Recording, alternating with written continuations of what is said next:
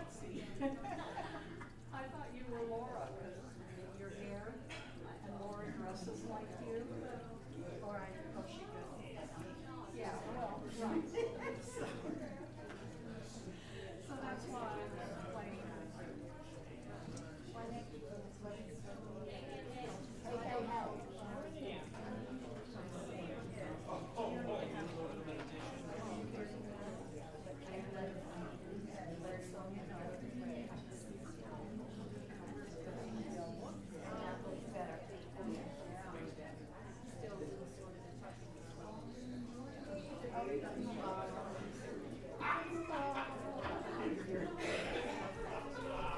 Test, test.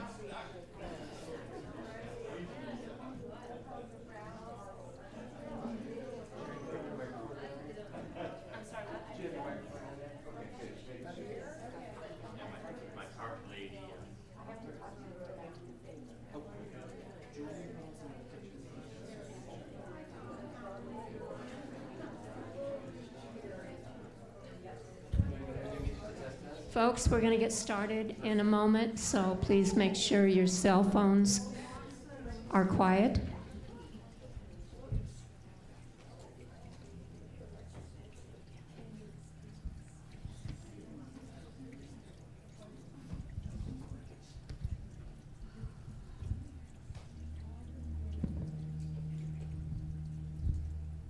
Good morning, everyone. It's a bright and sunny morning. It's really warm and nice out. So welcome to all of you who are here in the sanctuary and to those of you who are home with us. My name is Sharon Tice, and I'm the practitioner of the day.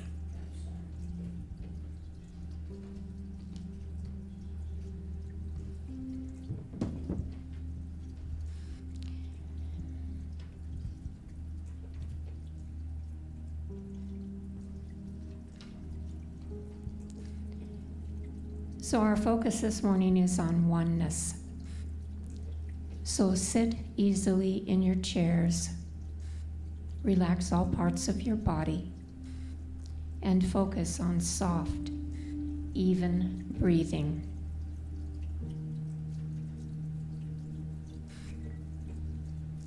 Close your eyes or keep a soft gaze. Plant your feet upon the floor, feeling the energy of Mother Earth rising up through the ground, through the floor, into your feet, and up into your body. Know that the wholeness of our body is made of many cells. Know also that society is a vessel made of many cells, which are people. We are each one within the one, and each is unique.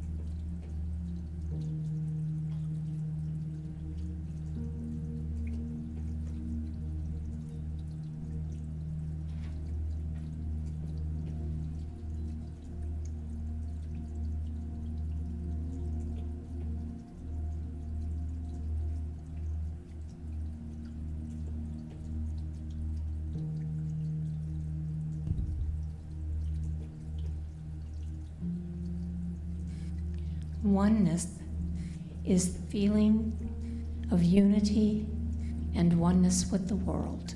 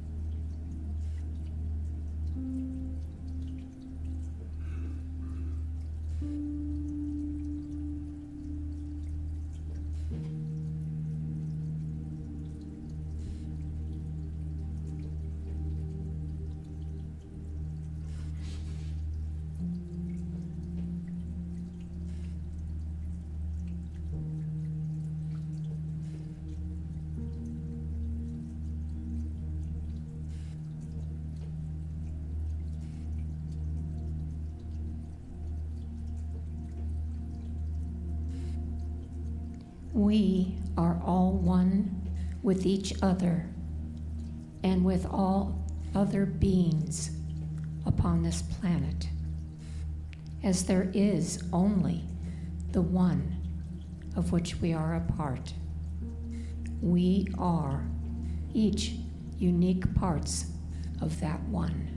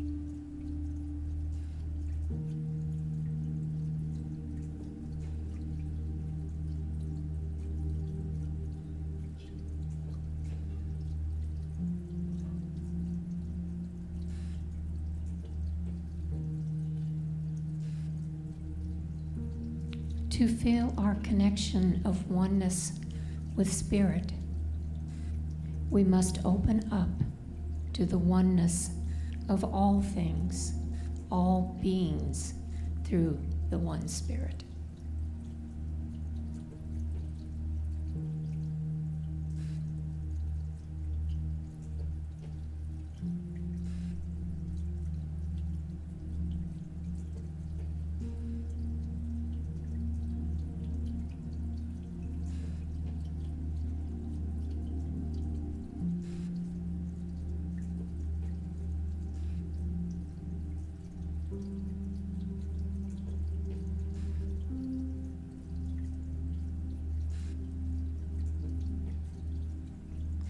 Oneness is knowing that everything is included and allowed to live according to its true nature.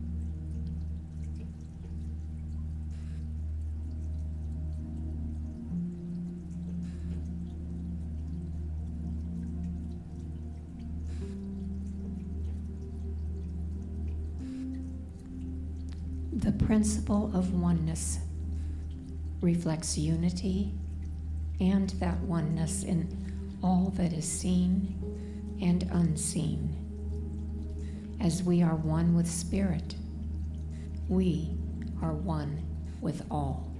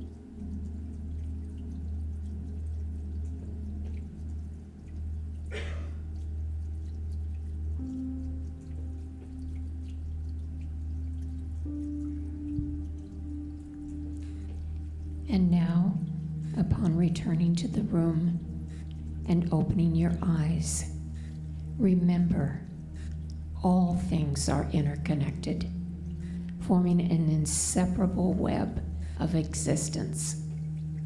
There is no other. There is only the one.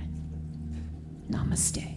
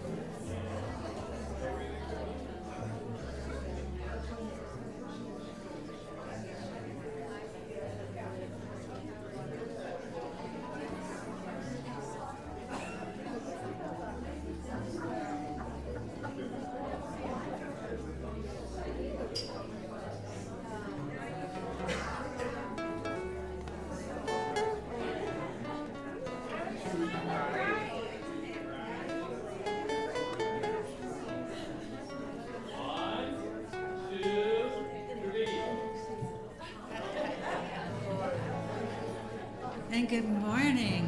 Good morning.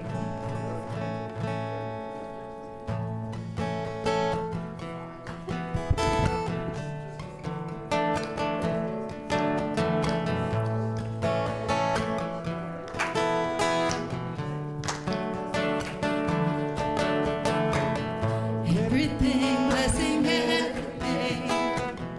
Go ahead, let your heart say. Go ahead, feel the joy it brings when we're blessing everything.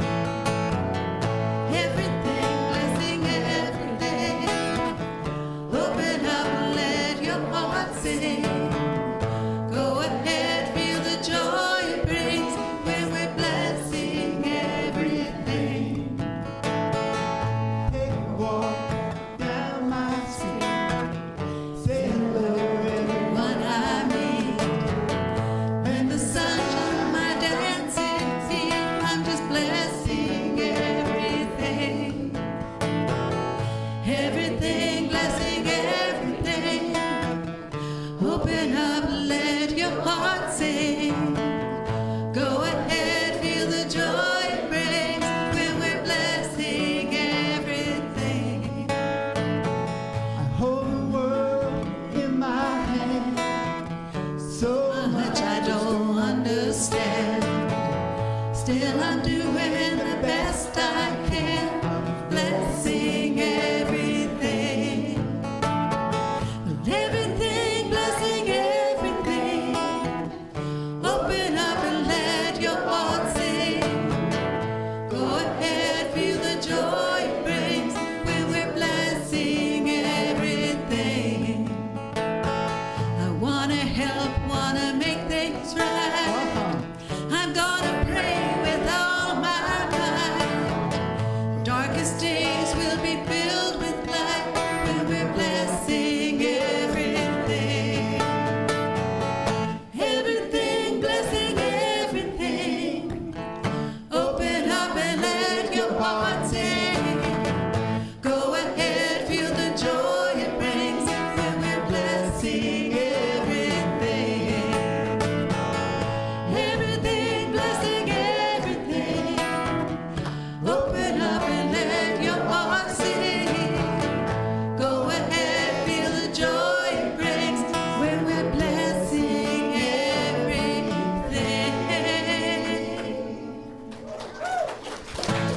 All right. Thank you, Tom and Krista, for opening us up and reminding us that we should be out there blessing everything. And of course, that starts right here at home, blessing ourselves. Well, thank you for coming. My name is John Haas, and I'm here in the service leader speaker position today. And it's really a lot of fun to see all you folks out there, and you may not know it, but you've chosen an auspicious day to come here. And for those of you out in internet land at some other space and time, well, at least you found us. We hope you come and join us often. This morning at 7 a.m., as you may all know, it was new moon.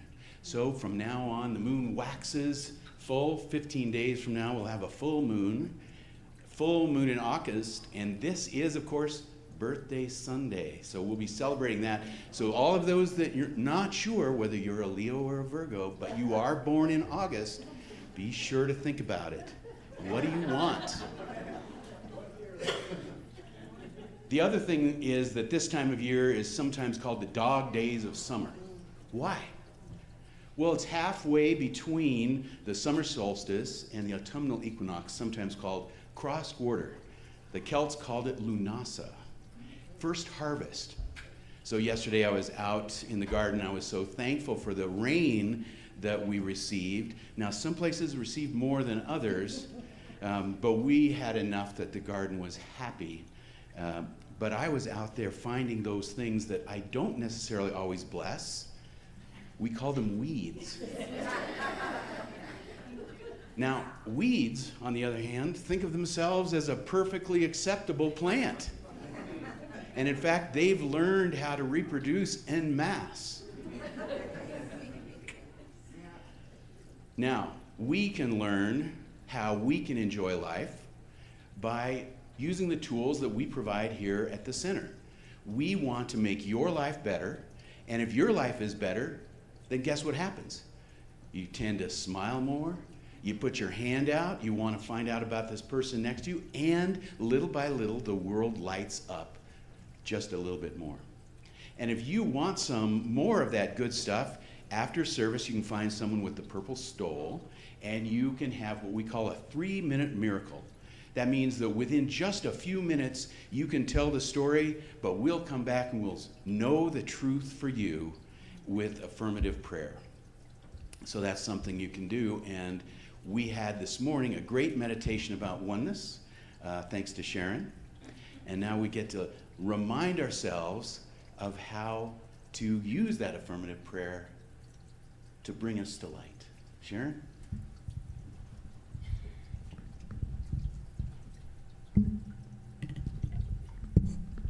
Good morning, everyone. I'm Sharon Tice, and let us pray. For what I know is we are all gathered here together with the one who is the only, the all, and we each are a part of that one, that all. And as so, we are entitled to goodness, to love, to the good things that life can bring. All we have to do is believe, know that prayer works, be positive, and know that Spirit loves each and every one of us, and all things upon this earth and beyond. For there is only that one. And that one being here with us today, I am knowing that this service will go so well. It will touch people. We will laugh. We will listen. And we will learn. I know this to be true, so it's with great gratitude that I release my prayer unto the law of the one, knowing that as I do, it is so. And so it is.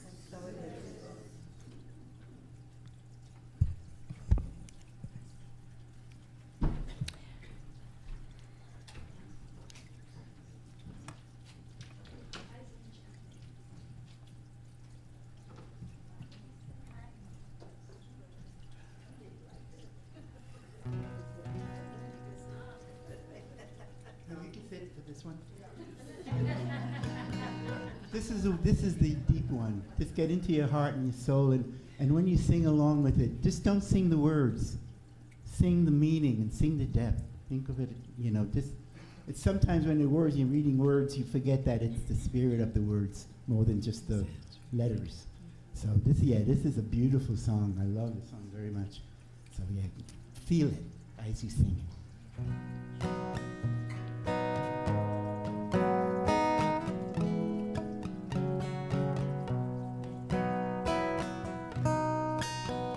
In this moment, in this place, I remember who I am, letting fear and worry fall away from me.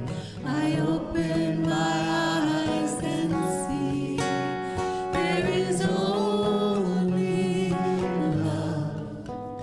There is only love. Love that heals, love that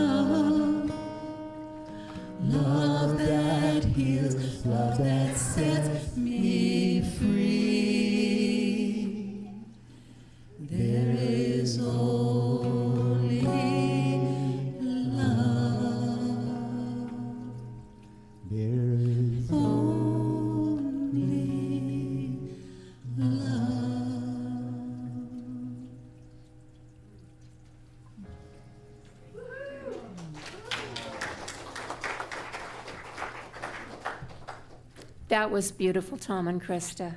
Really beautiful. All right, can I ask the candlelighters to step forward?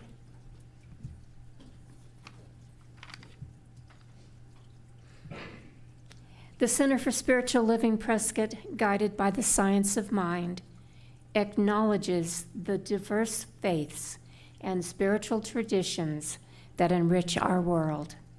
Each belief system offers a distinct understanding of the mysteries of existence and a unique connection with the divine. Lighting these candles symbolizes our collective reverence for the diverse paths humans take in search of meaning and purpose. In this shared moment, we affirm and celebrate the multiplicity of the human experience. And so we light a candle for Christianity based on the teachings of Jesus the Christ, who taught the path of love, forgiveness, and healing by the presence within. For Islam and its teaching and belief in the one and only God between Abraham and God. For Buddhism, the middle path of non-attachment that ends suffering. For Hinduism, the path of knowledge, action, and devotion.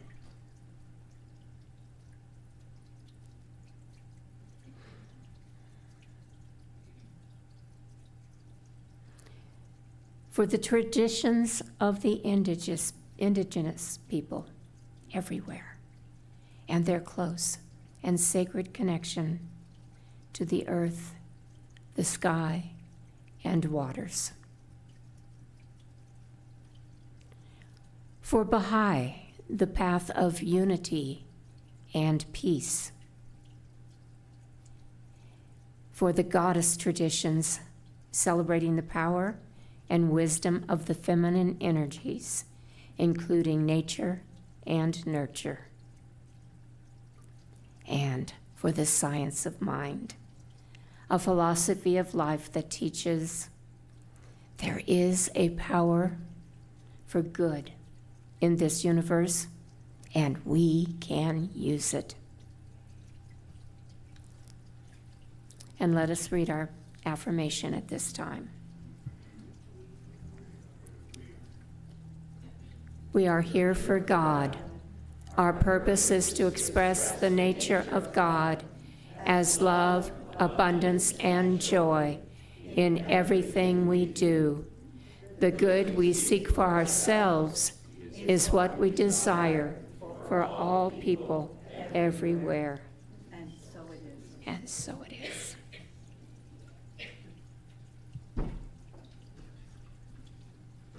And our guest musicians, Tom and Krista. Thank you for having us. No, it truly is. This song I wrote many moons ago. In fact, this is the first song I wrote when I moved to Prescott from Los Angeles. And interestingly, the first line of it, I'm sitting on our front porch in Williamson Valley writing the song. And I love when you go places and you're a musician, you want to play the space, they call it. You want to feel the energy of it. And so I wrote this song, and the first line is sitting at the harbor watching the ship sail. And Well, he was thinking of Watson Lake, I think.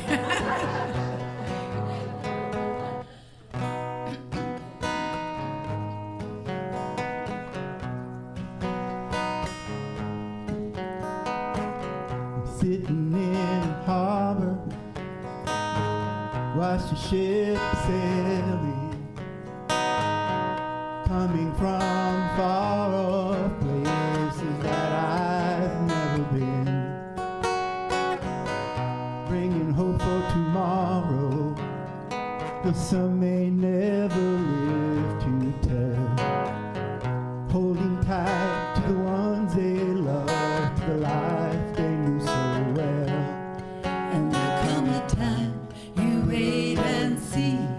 We're gonna make it work the way we want it to be.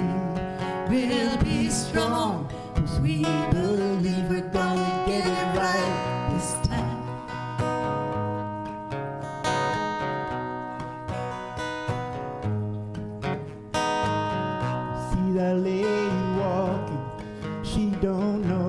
She's on the glory road. Her back is bent, her feet so tired from life's heavy load.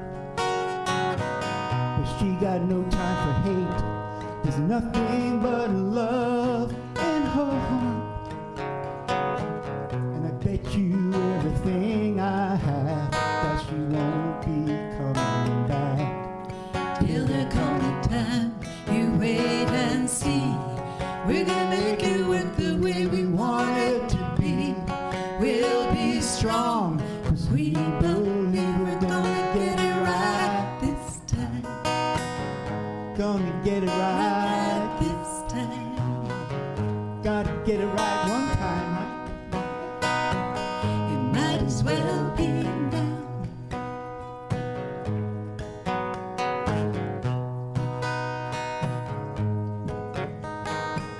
So listen to your heartbeat. Hear that crazy sound.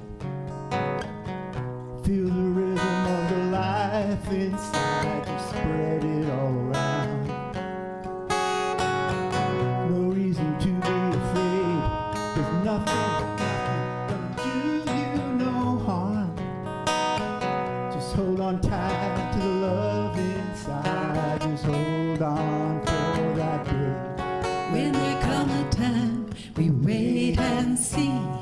We're gonna make it work the way we want it to be.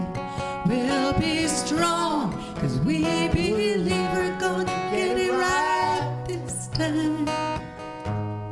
And there come a time you wait and see. We're gonna make it work the way we want it to be. We'll be strong, 'cause we believe we're gonna get it right this time. Gonna get it right this time. Gotta get it right one time. It might as well be now. Might as well be now. What are we waiting for? Might as well be now.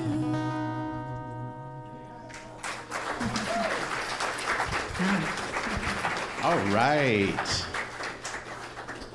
So isn't it funny you think about getting it right. What happened? Getting it right. Rumi, a few hundred years ago, he was like in the 1300s, he said, "There's a field out beyond right and wrong. I'll meet you there." And so as we think about right, sometimes we can get hung up on that because we have to say, well, what is right? So that leads perfectly into today's talk, because this year we've been talking about having a grand rising. And this month, you know, in the front of the magazine, you see this beautiful cover, and oh, it's up above too. So it's called Shaking Up or Unstatus Quo, Shaking It Up. And I want to talk a little bit about who is other. Why do we other? It's a verb now, we're othering. And then how do the tools of science of mind assist us in moving beyond? Well, our meditation this morning was about oneness, so we've already got a hint of how we might go about doing this. So this cover, of course, as you can see on the whole thing, you can't quite see it on the slide, but on the whole thing, it's this picture of this beautiful sunset or sunrise, I can't tell, with a crystal ball in front of it which reflects the light perfectly upside down. So you might say, well, the status quo is the world as we see it, so we could just flip it over.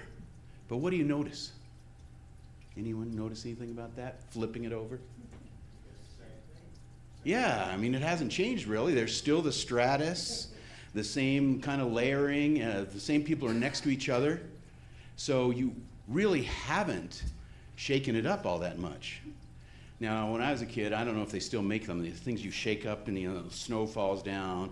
For a little while it's great, but heck, gravity comes along and all the snow falls to the ground. But that's kind of a more mixing, a more shaking it up. So when we talk about the status quo, how many of you know the whole, sentence that goes along with status quo? Most of us don't, right? I had to look it up. But it's come to be used in the English language as, well, the way it is, the norm. As you look out, this is it. This is the status quo, and I'm pretty happy with it. I'm comfortable. I don't have to change too much. But the truth is, everywhere we go, we see change. We see difference. And we've been taught this since we were little. At least I was. I don't know about you. So let's see if I can make sure that I'm on track here. From this perspective of looking out, I'm little and I'm thinking, well, there's other little people, but there's a lot of these big people. That's different. And you notice the people around you, and you notice the people at school and different things. You notice we had a black and white television, one channel, KTWO, coming to you direct, 1400 on your dial. As we embrace this, we look out and we say, oh, orange, does that mean poor battery? It really does. I will do a quick change-o, but it doesn't mean, oh, Chris, then I can't wander around. Let's see, I'll do it anyway. So, as we look out, we saw differences around us, and that led us to believe that there is otherness, because people weren't the same as I was. Families weren't the same, surprisingly. And if we look out, we say, this next slide, there's a little image, and you look at this and you say, well, when I see this, I'm viewing it from my perspective, my own experience, my set of beliefs. And so I look at it, and you consider the image, a clothesline on the side yard. You can see it from the street.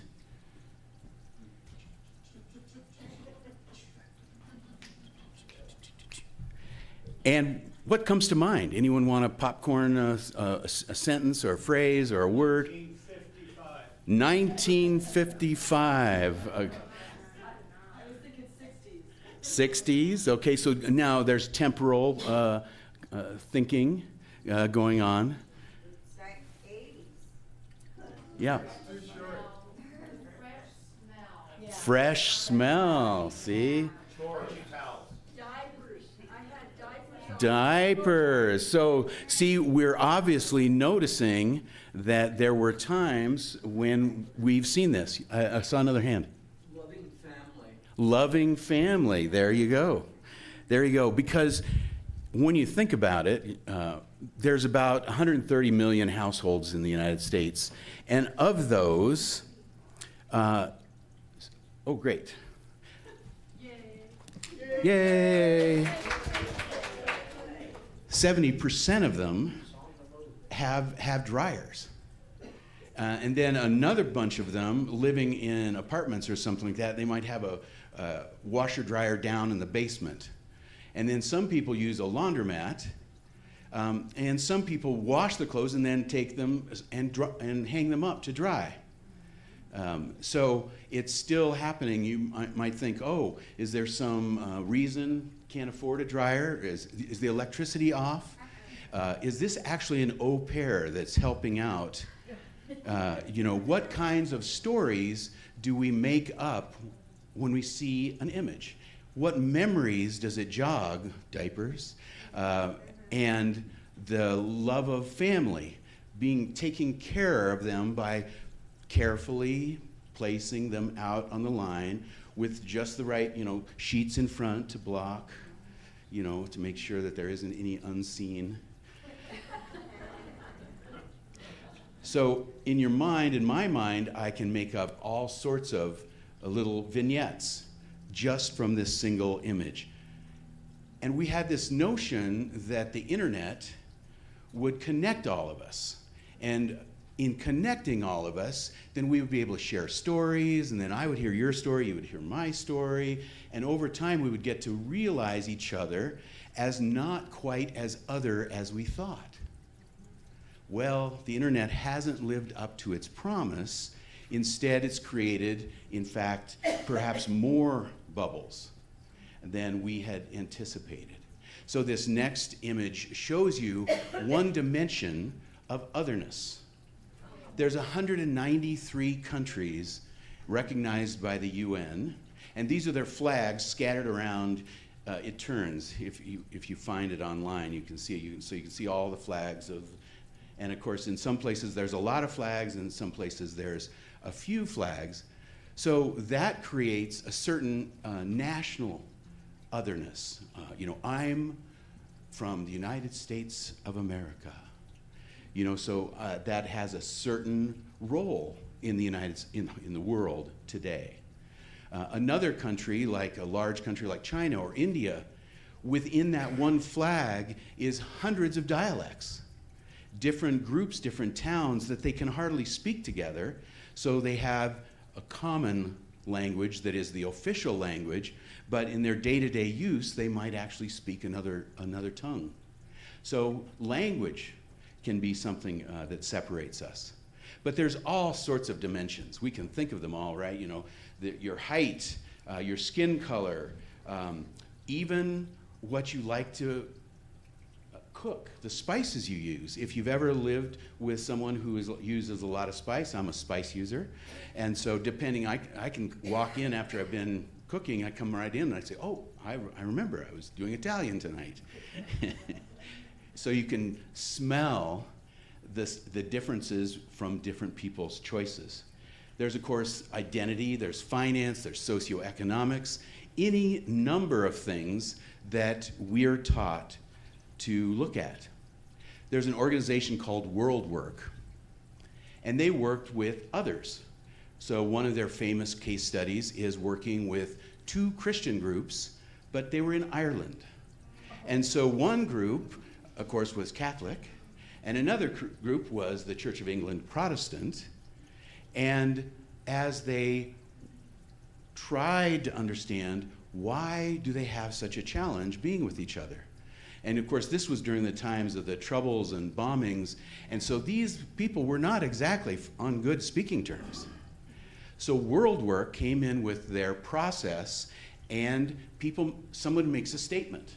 And then people that agree with that come and stand close, and their closeness to it says how much do they agree with that position. And then someone, rather than saying, no, not that, has to make another affirmative statement about something else, because not everyone was able to stand over there. So little by little, they found all of these things that people could affirm and things that were different about them, and they began talking. Remarkable.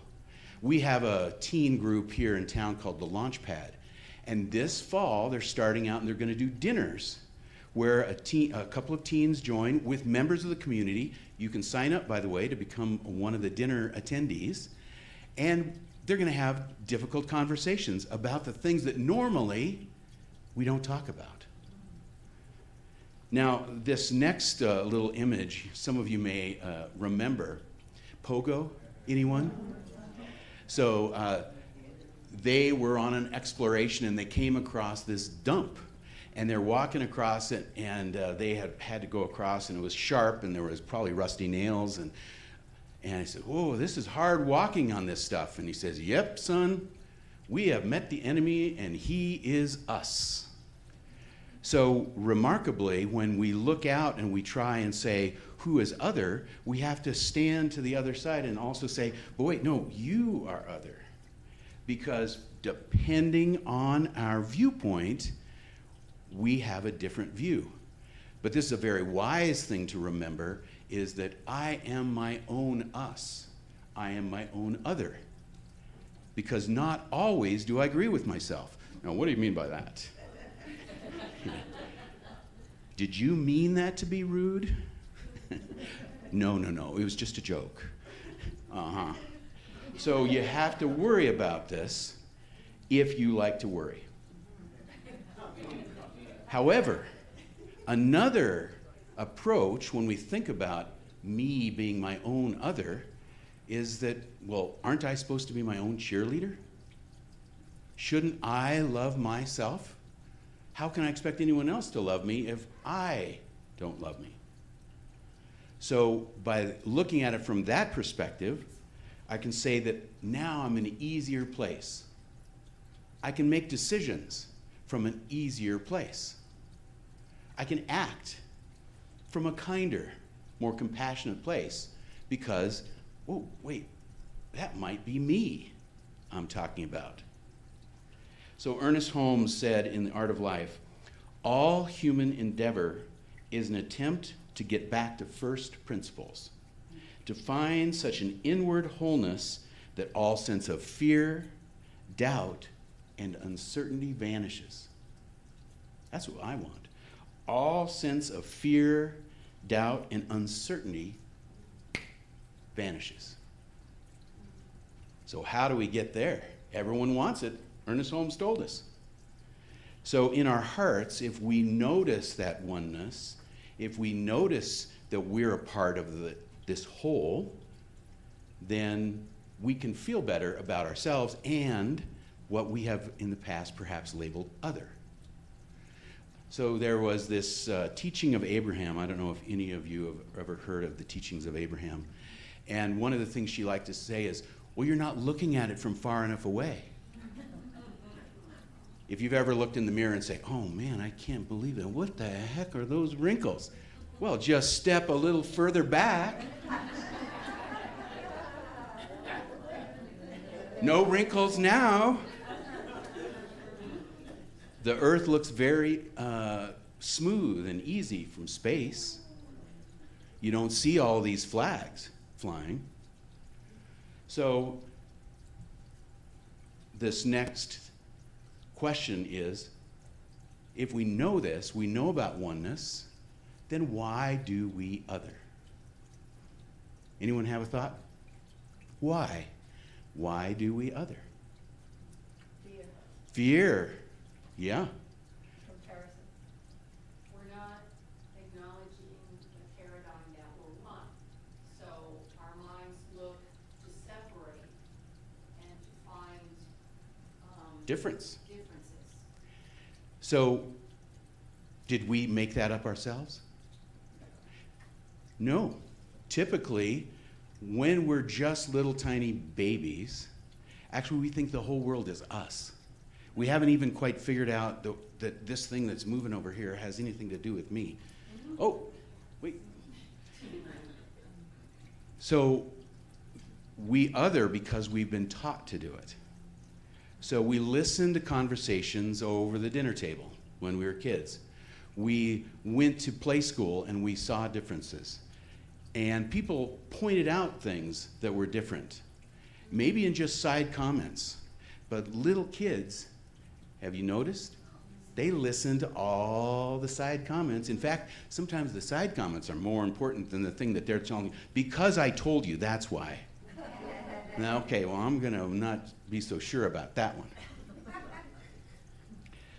So when we look out as a youth, when I thought of it, I was thinking, well, everyone must be like our family.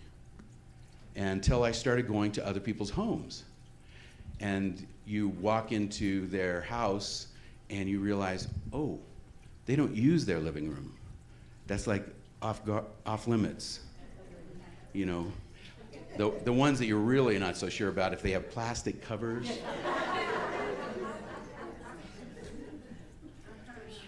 They're rare now, right? That was so town and country. But often the act of othering is rooted in fear. The fear of separateness, the fear of not being good enough, the fear of not measuring up. All of these things can lead us to say, someone else might be judging us. Why? Well, because I'm judging others, then I assume that others are judging me. So I better get in the first punch and I'm going to be kind of rude. You know, well, that's a downhill slope if you want it, right? Because othering engenders othering behavior. Now, Ken Wilber, how many of you heard of Ken Wilber? He's integral theory, and a transpersonal psychologist, and he wrote a book now, years ago, called No Boundary. And in that No Boundary, he said, it's right shortly after birth that we as children, infants really, recognize that we're different than mom, different than the room around us, different than our caregiver. We actually aren't connected, and that's our first boundary that we create. And then layer upon layer, bubble upon bubble, ring upon ring, we create these boundaries. That's his theory. And his integral theory is we want to undo that, much like here in Science of Mind, we want to replace that idea with wholeness, oneness, perfection, not perfect like in, nothing wrong, always right, but perfect in the sense that it is complete, it is whole, it's integral. And so he looked at and said, how do we have this oneness? We recognize I am. So you have to have an awareness of self. And then I am, so you must be also an I am. From your perspective, I say you are, but not from your perspective. And this we are, the collective we, can help to embrace that if we can start to share the message that if we think of ourselves together, then things go a lot smoother than if we're having to fight or defend or make someone wrong and prove that I, after all, am right. Because being right doesn't always pay off as well as we think. We think, oh, I'm going to feel really good. I'm going to get a zinger in here, and because I'm right. But you do that, and then you go, oh, actually, it doesn't feel that good. So maybe that's not the approach. So we create this world around us that we label. There's a chair, these are stairs, I'm wearing blue. Why do we do that? Well, if we didn't, we'd be overwhelmed. Our senses would be overwhelmed if at every moment we have to go, oh, wait, what is this thing that I'm supposed to do? Oh, that's right, it's a chair. We label it to make it convenient. But of course, that can lead to losing conscious awareness, not being mindful. And we go on autopilot. My car knows exactly where I'm going when I get in it. It guesses and says, oh, you're going to the store. It's that time. Oh, this morning it said, oh, you're going to the Spiritual Center for Spiritual Living, and it's 7 minutes away. So this autopilot that we have is great for many things, but it's not so great for othering. So Ernest Holmes was able to say practically the whole human species is hypnotized because it thinks what somebody else told it to think. Very interesting. Ernest Holmes, you don't usually hear him speaking in this way, but he wanted to state that so that he says, now, I don't expect you to believe what I'm saying. What I want is for you to experiment with these tools, try them yourself, and if they don't work for you, come back, let's talk about it, and we'll see whether or not we can apply the tools in a new way, or for you, we need something different. Because we have a number of tools to use, and not all of them work for every situation. So this morning we had a wonderful meditation, and that's a tool to help get us connected and grounded. Go inside, hear that small voice, which is often saying, there is no other, there is no other, there is no other. If you listen. It might say it a different way. It might say, there's only one, there's only one. So from my earliest memories, I assumed, there's that assumption thing, I assumed everyone thought like I did. Because here, what do I know any different? So when I'm in a room and I don't understand something, I say, whoa, wait, what did you mean by that? And so I was one of the kids that raised my hands. Even in grad school, I thought, oh no, I'm in real trouble. For the first half of the semester, I'm the only one asking questions, and I'm thinking, oh, the midterm's coming up, what's going to happen? Well, it turns out asking questions was a good thing, because it meant that I understood what was needed because I asked. But if you don't ask and you make these assumptions, then what happens is that you misunderstand, you miss the point, and therefore you can miss the whole interaction. So what are our steps to oneness? I made this little slide, walking up the steps. But where does it start?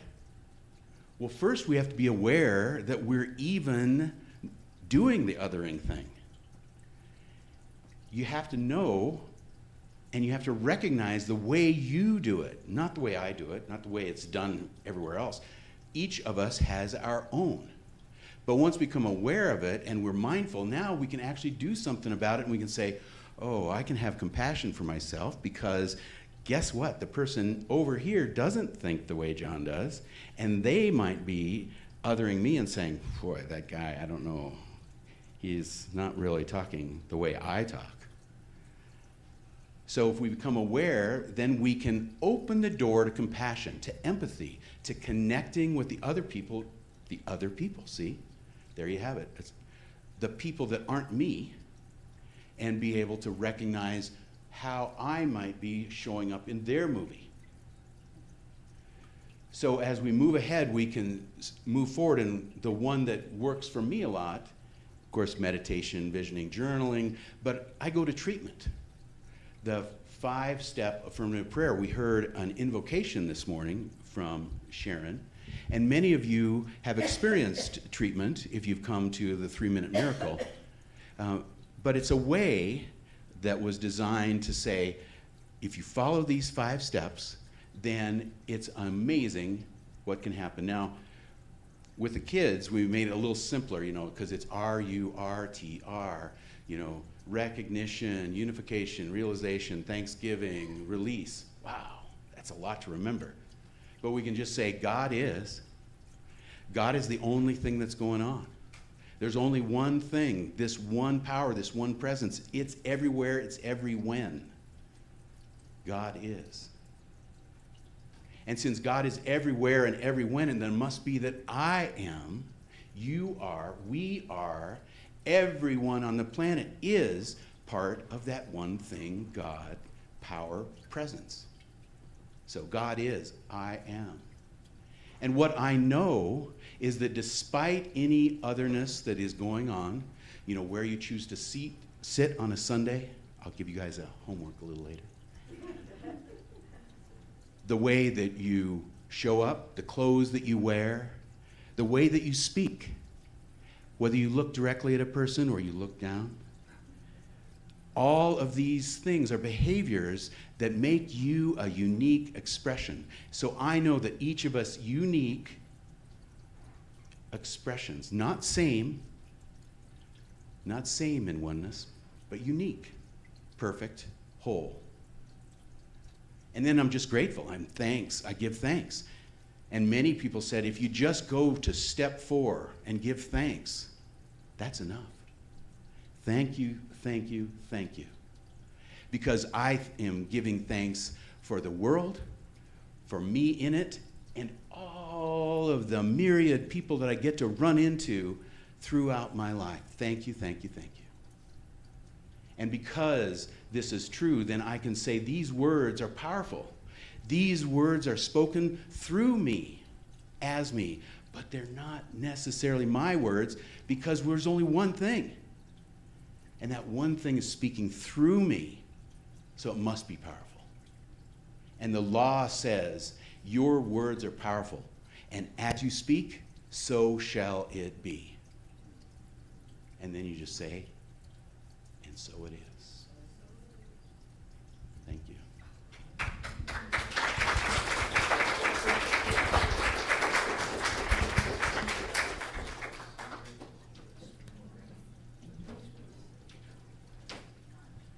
And this was a requested song. And they've never done done it before. We're all in this together.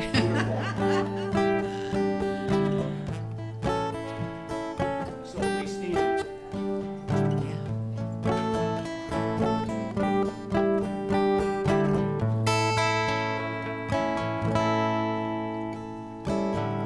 Love is but a song we sing, fear's the way we die.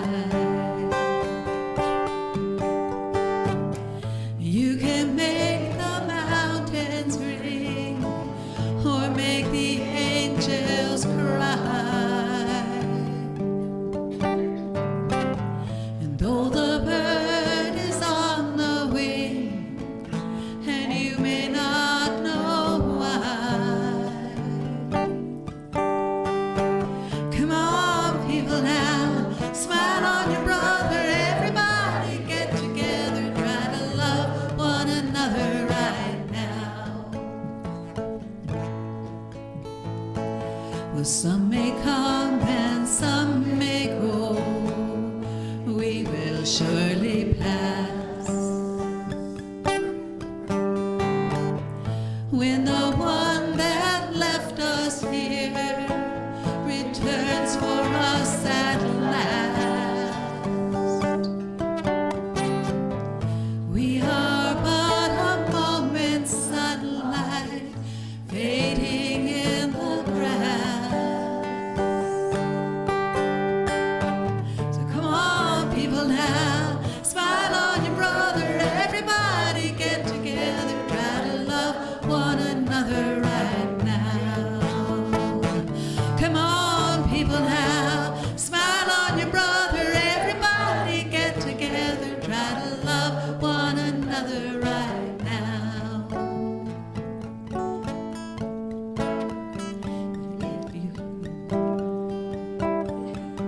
Guitar solo. Guitar solo, come on.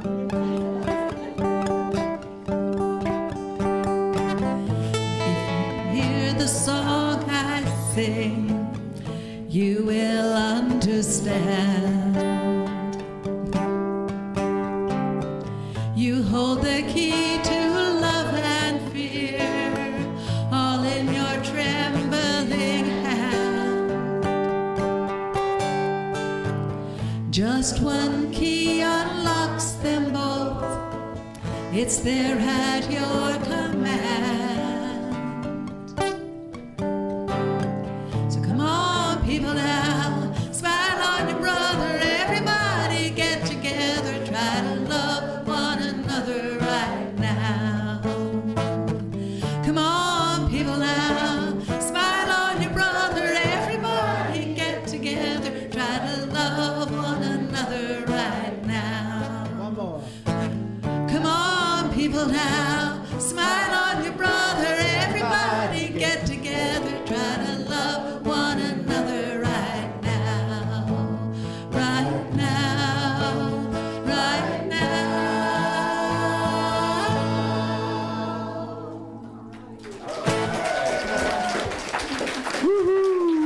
Send you back to the past with the young bloods.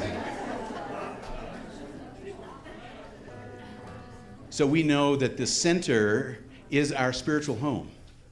And it's a place that feeds us. It's a place where we can gather.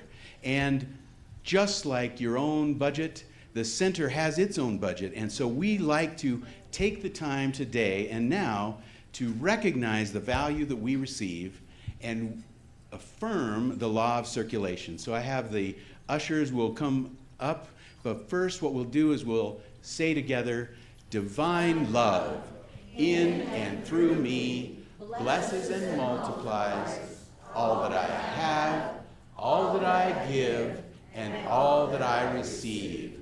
Thank you, life. And thank you, guest musicians Tom and Krista, for coming back one more time.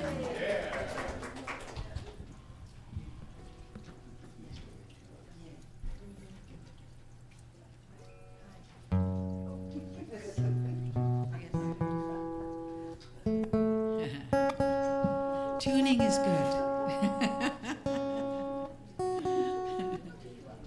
So we were we were in Tucson this week, and we went to a incredible chapel. I love chapels. I love chapels. And this is a beautiful old chapel, and it was hand built by this incredible artist.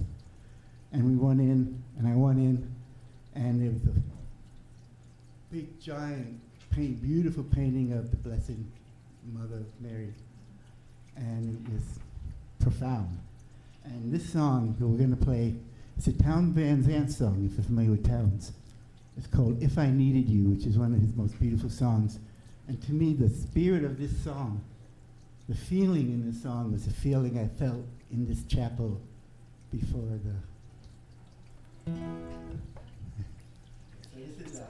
This is just a beautiful song. And in fact, a little story about it. If you're not familiar with Towns, he's one of the greatest Texan songwriters who died very young, very troubled.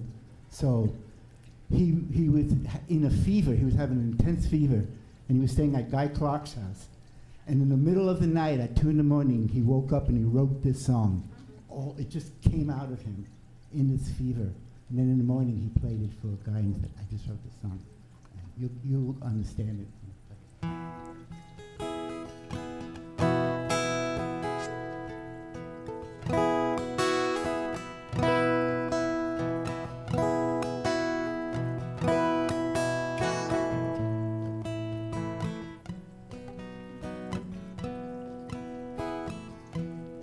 If I needed you, would you come to me? Would you come to me for to ease my pain? If you needed me, I would come to you. I would swim the sea for to ease your pain.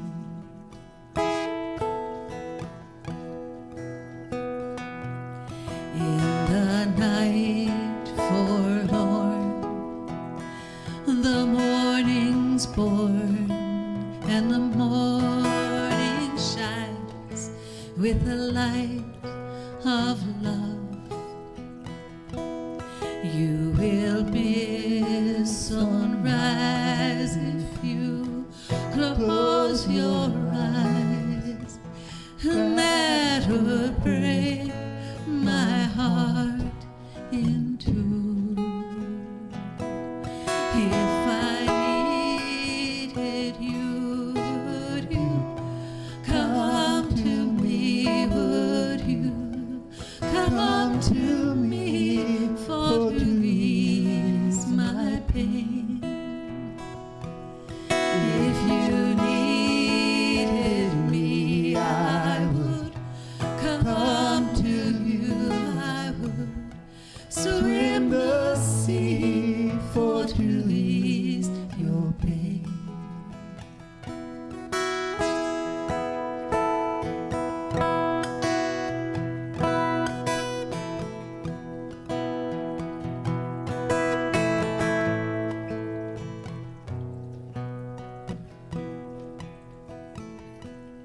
Ladies with me now, since I showed her how to lay her weary hands in mine.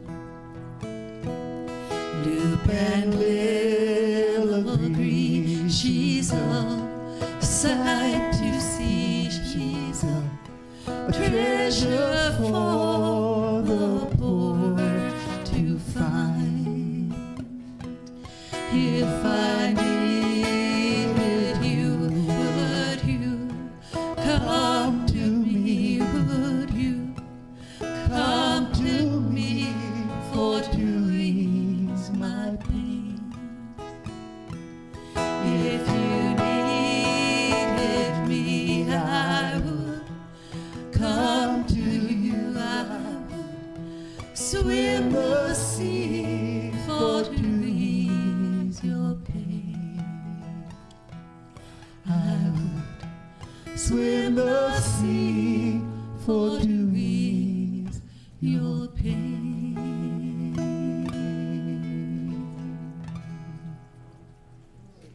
Wow. Thank you.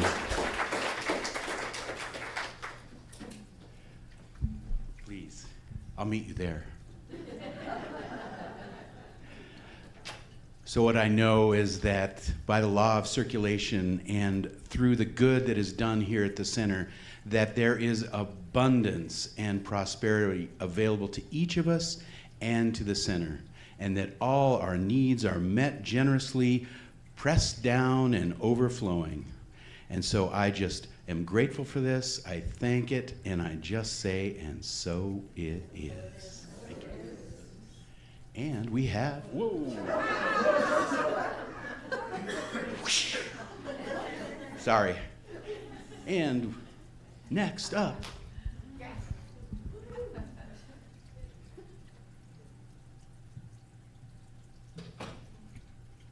Good morning. My name is Kathleen, and I've got some messages for you. If you're here for the first time or returning because you've been away, what we'd like to do is ask you to stand, tell us who you are, where you are from, and we'd love to give you a warm welcome as only CSL Prescott can do. New people, new visitors, would you stand? Please. Here, I come back and forth to CSL. Okay. And what did you say? What else did you say? name and where you're from. My name is George Hager, and I'm from Prescott. Nice to have you. Yes. I'm Susan Wells, and we moved here recently from San Diego. And we're living in Prescott Valley. Okay. And we met in the Church of Religious Science 30 years ago. Yeah, we were married there, and here we are. Wonderful.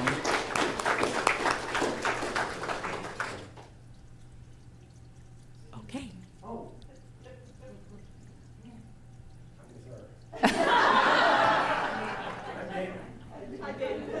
Hi. Welcome. Yes. Good morning, everyone. I'm Noelle. I've been here before, but I'm happy to say that I'm now a resident of Prescott.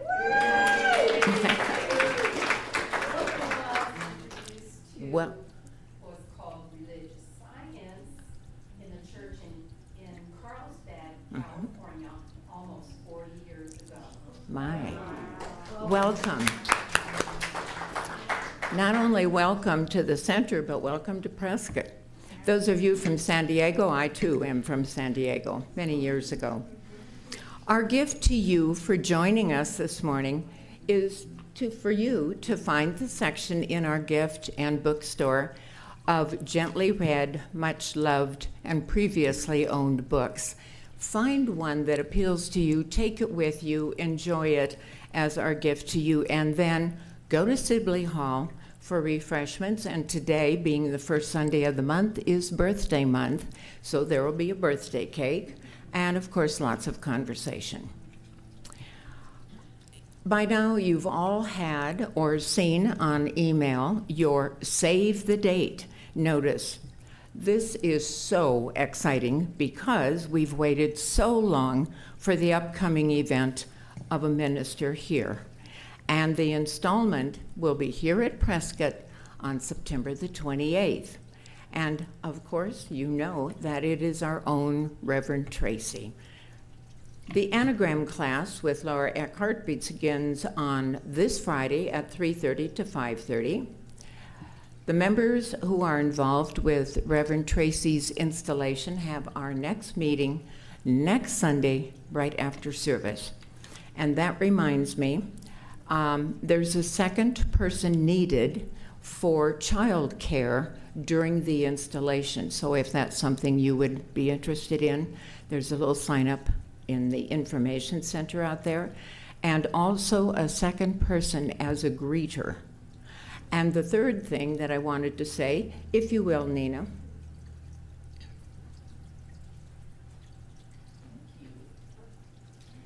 This is the donation box, so that everyone can fully enjoy and be a part of the installation.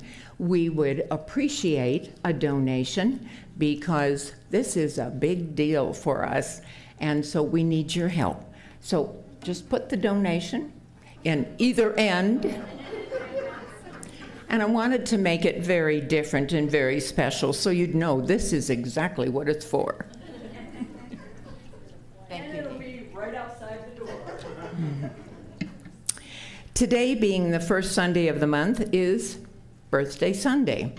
So after John meets with the kiddos, or kiddo, I never know if there's more than one, we're going to ask everyone who has a birthday this month to stand, and Tom and Krista will help us sing happy birthday to celebrate you. And then be sure to get your bookmark from Sharon, the practitioner of the day, because on the back is a list of all the practitioners and their numbers, and you are free to choose any one of them, call them, and have a session with them. And now I think we're ready for whatever child we have, or children. Come on in. Come on now, da da da, come on down, come on down, come on down, come on down. You don't have to be so somber. There we go. What were you guys up to today? All right, thanks very much, and now. Who's next? We had to finish the song, I'm sorry. Hi.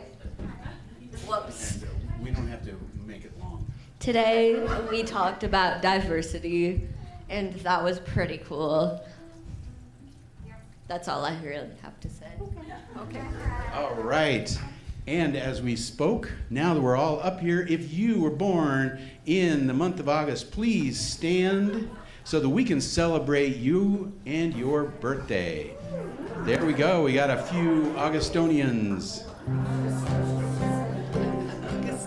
Everybody stand up so we can sing to them. You want to stand and sing? No, just do happy birthday. Happy birthday to you. Happy birthday to you. Happy birthday, dear loved ones. Happy birthday to you. And now everyone stand, grab a hand, and let's sing our way out after we say, something wonderful is happening through me right now. It is happening through my mind, my body, and my affairs. I think it, I believe it, I feel it, I know it, I accept it. Thank you, life.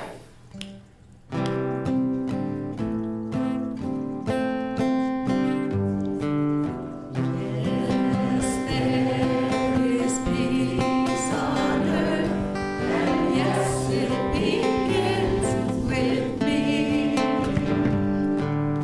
Yes.